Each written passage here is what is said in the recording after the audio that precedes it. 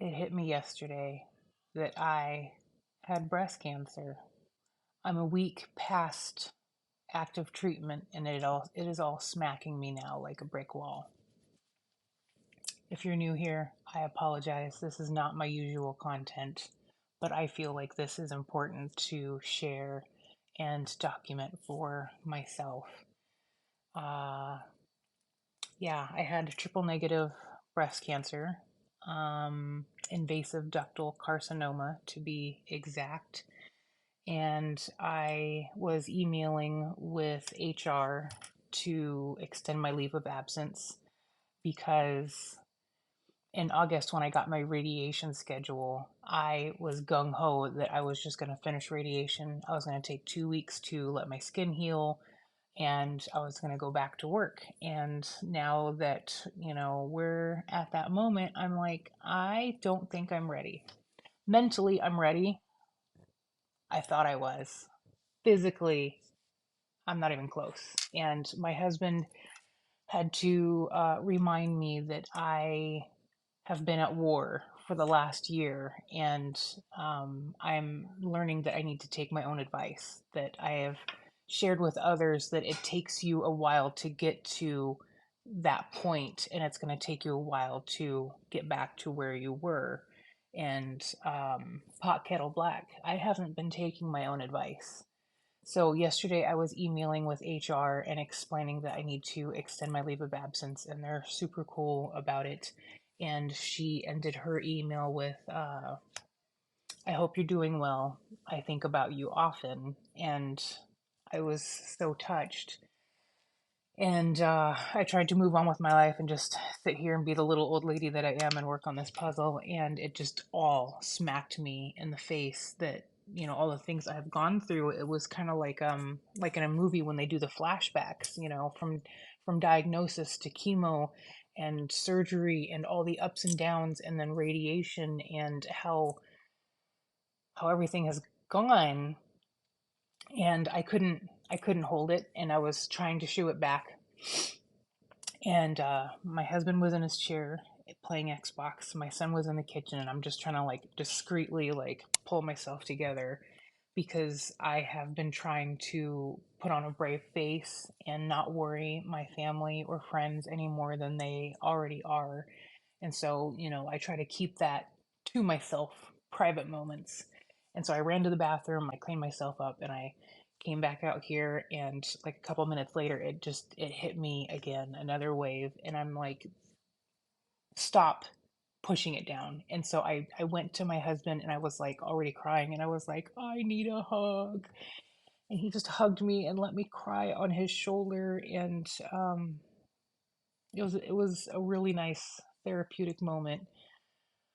I just It's been a lot. And so I cried, he cried, we cried, we let it out. And my husband's not a crier. I have been with him for 25 years next month. 25. And I can count on one hand the amount of times I have seen that man cry. He does not cry, but he cried. He's been really worried, and he struggled because cancer is not something that he could beat for me.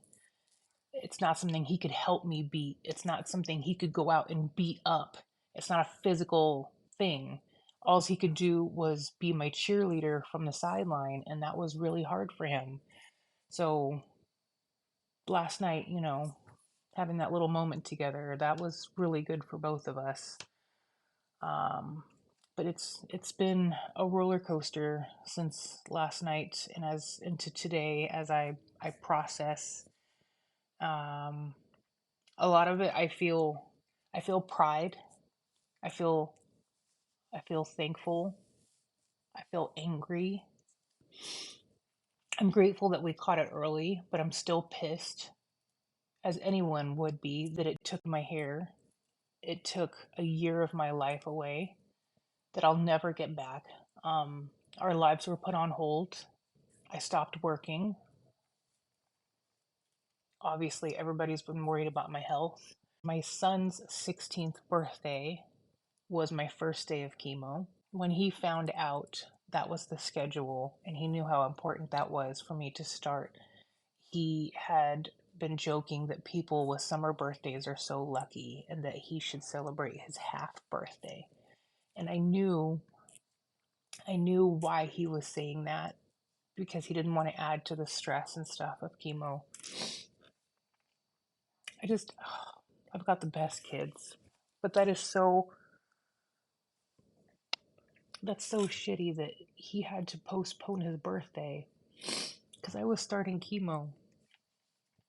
But we did celebrate his birthday in June, but I've lost a whole year.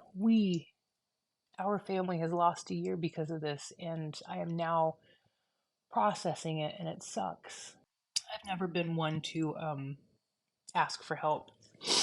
I've always tried to be an independent woman. That's like a running joke in our family. Uh, and I never want to be a Debbie Downer. As an empath, I am sensitive to other people's moods and vibes and stuff. And I know that sounds hippie-ish, but I am a sensitive person. So I know how that affects me when somebody else is negative. I do my best not to be a Debbie Downer. And when I get in those moods or situations, I go into hiding, and I just process on my own. I try to, be by myself. So I didn't share those moments on TikTok, but they happen. Cancer is hard, treatment is hard, chemo is hard. Would a lot of times play down how I felt, how bad it was, at least to my family. So I wanted to go back to work to prove to others and myself that I was okay. And I'm seeing that now, that I just kept trying to like go, go, go. And uh, eventually I would crash. And thankfully it is crashing now while I'm at home instead of going back to work for like, I don't know, let's say a week. And then I just absolutely crumble. Take your moments, feel your feels, just don't unpack and live there. And then pull up your britches or pull up your bootstraps or whatever the saying is and keep fighting. If I can do it, you can do it. But learn from me and express your feelings. Share with your loved ones. Let them know what's going on instead of just automatically saying you're okay. It's okay to not be okay. Just don't unpack and stay there, okay? All right, this video is not turning out how I had anticipated, but it is what it is. The moral of the story is give yourself permission to feel the feels, to process what is happening, to mourn. You're going to mourn a lot of things, but it's all going to be okay in the end. But just give yourself permission to have those moments and to share with those that are close to you so that they can try to help you. You don't have to try to do it all yourself. Learn from my mistakes, okay? Don't be like me. I love you guys. I'll talk to you later. Bye. Oma, I did it. I opened up. I love you.